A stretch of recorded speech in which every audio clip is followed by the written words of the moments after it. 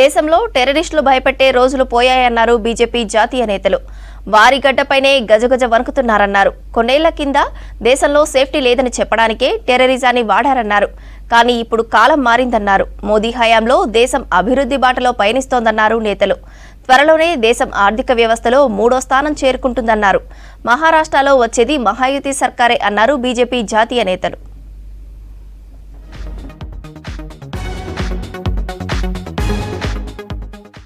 ఉగ్రవాదులు ప్రజల్ని భయపెట్టలేరన్నారు ప్రధాని మోదీ. ఉగ్రవాదులు ఇప్పుడు వారి సొంత గడ్డపైనే భయంగా బతుకుతున్నారన్నారు. కొన్నేండ్ల క్రితం భారత ప్రజలు సురక్షితంగా లేరని చెప్పేందుకు కొందరు ఉగ్రవాదాన్ని ఉపయోగించేవారన్నారు మోదీ. కానీ కాలం మారిందన్నారు. ఓ పత్రిక ఏర్పాటు చేసిన సదస్సులో ఈ వ్యాఖ్యలు చేశారు మోదీ. కార్యక్రమంలో భాగంగా అక్కడ ఏర్పాటు చేసిన 26/11 ముంబై పేలుళ్ల కథనాలను మోదీ వీక్షించారు. మహారాష్ట్రలో మరోసారి మహాయుతి సర్కార్ అధికారంలోకి వస్తుందన్నారు ప్రధాని మోదీ. 2.5 ఏళ్ల పాలనపై ప్రజలు సంతోషంగా ఉన్నారన్నారు. మహారాష్ట్రలో బీజేపీ కార్యకర్తలతో సమావేశమయ్యారు మోదీ. అసెంబ్లీ ఎన్నికల కోసం బీజేపీ కార్యకర్తలు తీవ్రంగా శ్రమిస్తున్నారని తెలిపారు. ఇప్పుడు ఎన్నికలు దగ్గర పడుతుండటంతో మరింత అప్రమత్తంగా ఉండాలని కార్యకర్తలకు సూచించారు.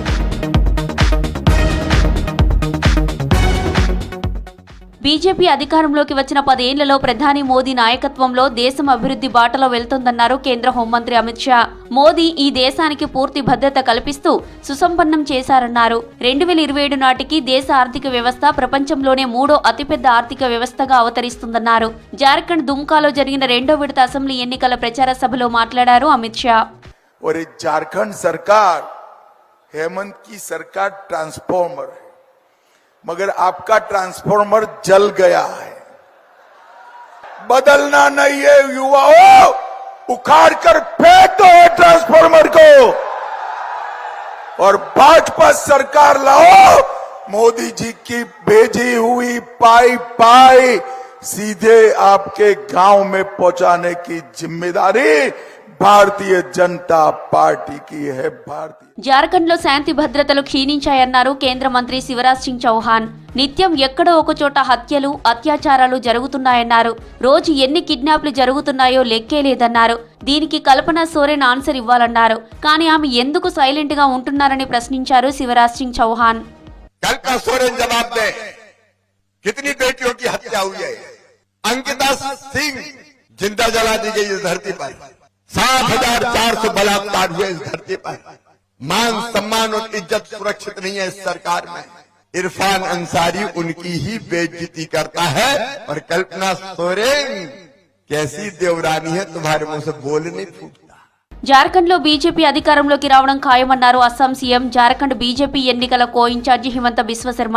తొలి విడత ఎన్నికల్లో తాము అత్యుత్తమ ప్రదర్శన కనబరిచామన్నారు.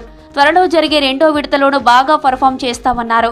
ఎన్నికలు జార్ఖండ్ రాష్ట్ర భవిష్యత్ అన్నారు హిమంత బిశ్వశర్మ.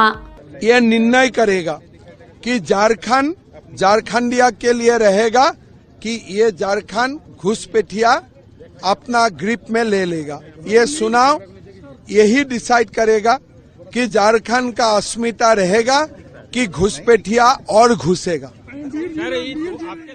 ట్రంప్ పాలనలో అమెరికా మరింత అభివృద్ధి చెందుతుందన్నారు విదేశాంగ శాఖ మంత్రి జయశంకర్. ట్రంప్ ఎన్నికతో యుఎస్ ఆర్థిక, తయారీ రంగాల్లో మరిన్ని ప్రయోజనాలు పొందుతుందన్నారు. ప్రపంచీకరణ అంశంపై ఓటర్లలో ఉన్న అసంతృప్తి అమెరికా ఎన్నికల్లో కనిపించిందన్నారు. భారతదేశ ఆర్థిక వ్యవస్థ వైపు ప్రపంచం చూస్తోందన్నారు జయశంకర్. ప్రస్తుతం ప్రపంచంలోని చాలా దేశాలు రాజకీయ అస్థిరతను ఎదుర్కొంటున్నాయని చెప్పారు. ఓ పత్రిక ఏర్పాటు చేసిన సదస్సులో మాట్లాడారు జయశంకర్.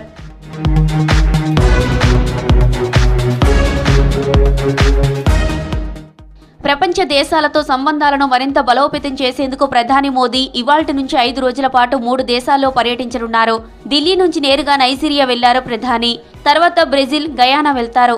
అక్కడి దేశాల అధ్యక్షులు, ప్రతినిధులతో ఆర్థిక, ఇంధన, రక్షణ సహకారంతో పాటు వివిధ ప్రాజెక్టులపై చర్చిస్తారు మోదీ.